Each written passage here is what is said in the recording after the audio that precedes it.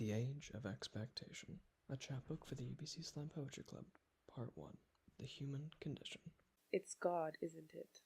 By Alexa Thistle. There's a third person in our relationship, and he's haunting you, always behind, looming over. Don't do anything I wouldn't do. He wakes you up at night with his holy book, holding it out in front of him, telling you to take a look. You said he doesn't hate us, just hates what we do. But if he loved someone like you, he would sin too. How can you be happy with everything he took? Your dignity, your family, everything you forsook. It is finished, but I am looking at you. Is that not enough? For you, there's nothing I wouldn't do. You love him more than me. Line, sinker, and hook, whitely dressed, a vow I wish you never undertook.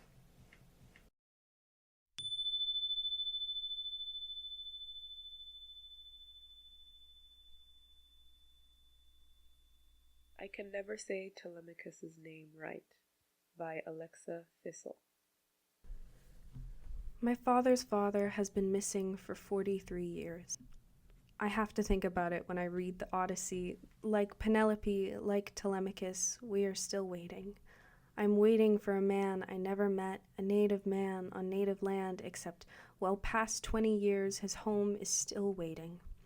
And as dawn with her rose-red fingers shone once more, I picture him in an open field, a mountain range, maybe a meadow, a place where he gets a good view of dawn and his bones become sun-bleached, a bed of grass cradling his stay at Hotel Dead for Eternity. Or maybe he's still alive, still drug-addled, downtown East Side, thinking of his sons.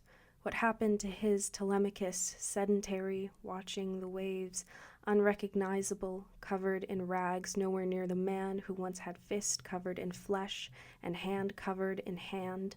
My grandfather exists to me as legend, passed down through words and blood, addiction, love still there, clouded. Where are you, Odysseus? Where are you lost? Home is still here. Brampton is waiting for you. Wash up on the beach. Telemachus is still waiting, but even worse, he is wondering. His grief cradles him, but hope leads him on. He cannot commit fully to either dance, and therefore cannot end the partnership. My father, with no answers, asks what I want to know, and still I pore over the faces of missing John Does as if I can make a miracle happen, as if I can be the one to bring him home.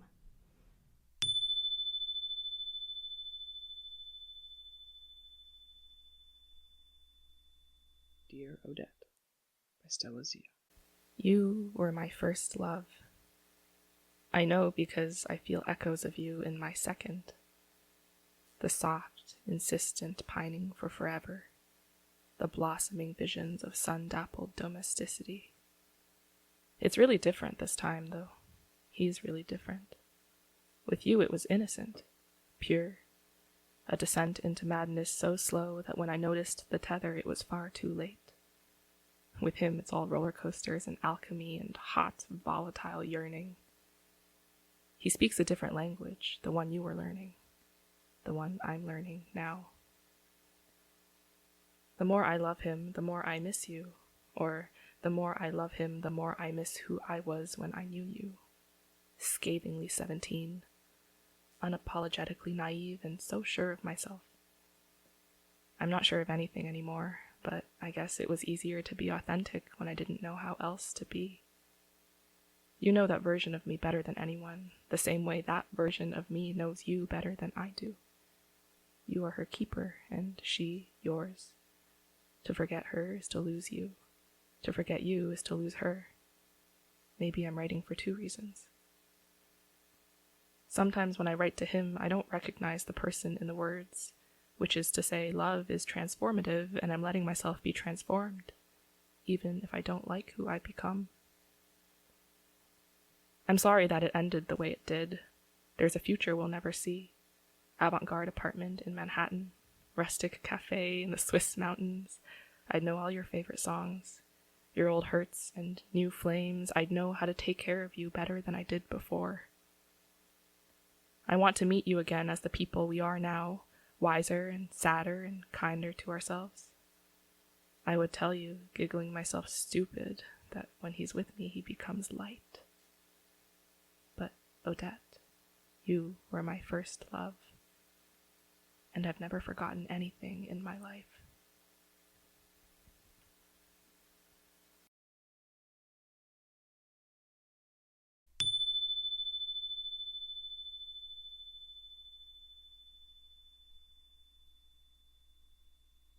True Story by Karla Ssewakiryanga. So this morning I cannot fall back asleep, knowing that if I let my guard down to rest, my worst fears may break in the dead of night, and I may not live to see what my desperation looks like in daylight. So you see I am desperate. So you see I am only too prepared to concede to every demand and rebuttal and need that overshadows my anguish. And these days I cannot even bleed without being told I'm overreacting. So you see your wound is only the evidence that you open up at the wrong times and you feel the wrong things, which I feel a right to undermine, and you made me cut you when you made everything about you and you're not in pain. You're fine. And I'm not in pain. I'm fine. And fear is not a side effect, it's by design. Do not ever think that the best things in life are free. The best things come at a price, or that good things come to those who wait. Good things are not so much gain as they are sacrifice. If you would like to see the other side of this terrible altar called love, you will give up everything required, and you will do it with a smile and stop bleeding all over me. It's getting ridiculous. The problem is that you're so pretty when you're in pain. And this conflict is so exciting. What do people do when they're not fighting? What would we do if we had to be peaceful?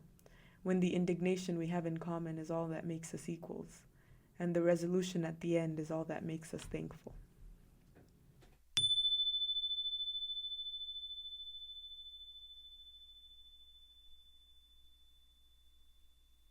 To Walk a Mile in Light Up Shoes by Nayis Majumder.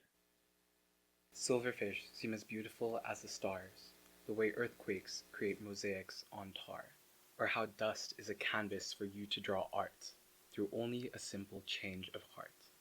Press your forehead against a window the next time it rains, and watch the drip drops race down it as if they know it's a game.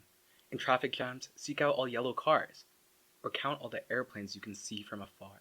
Look at these walls and ask how they got there, to the left of you now, and wonder where, or if at all you'll see that person next to you, or if time and place will make them disappear.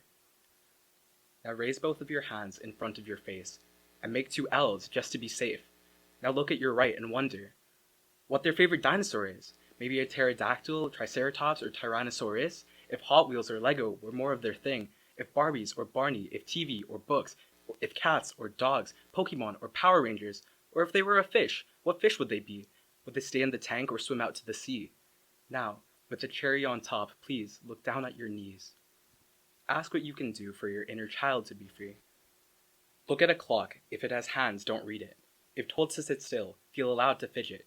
Check for monsters under your bed and inside your closet. Make a paper airplane and toss it. Wonder where and how far it'll go. Realize it's okay not to know. Touch your head, your shoulders, knees, and toes. Realize how much you've grown. Be crisscross applesauce on a carpeted floor. Make oobleck and slime delay your chores. Eat Fruit Loops for lunch and take more and more. Time to be present, wander, and ponder. When was the last time you said hip hip hooray? When was the last time you used finger paint? When was the last time you played with a toy, or the last time you flipped a physical coin? Make friends with a butterfly and be stung by a bee. In winter, throw snowballs. In fall, step on leaves. Go look at the clouds and tell me what you see. A huge, purple, fire-breathing dragon with scales the size of oak trees, or your recently departed family. When was the last time you truly felt free? Or wore mismatched clothing or sang off-key? Play with matches and refuse to be extinguished. Look directly at the sun and appreciate that it exists. Eat chicken nuggets and fries for dinner tonight, and leave the crumbs for dust mites. View the world childlike. Growing older doesn't mean losing your light.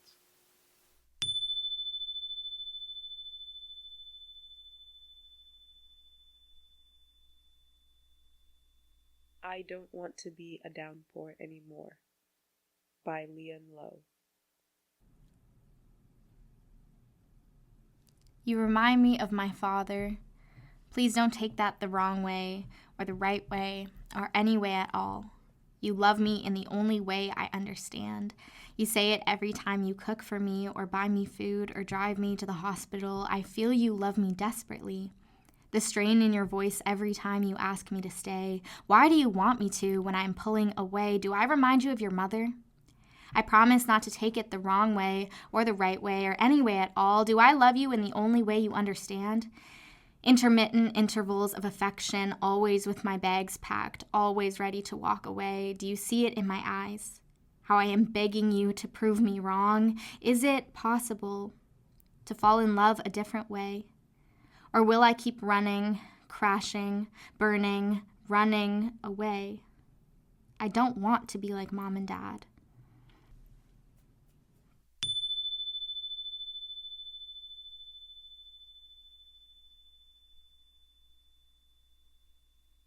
Thank you for listening to part 1 of the 3-part chapbook, The Age of Expectation. Listen to the other 2 chapters, or check out our other audio chapbook, Truth to Power, on our YouTube or Spotify, and follow us on Instagram at UBC Slam Poetry. Thank you.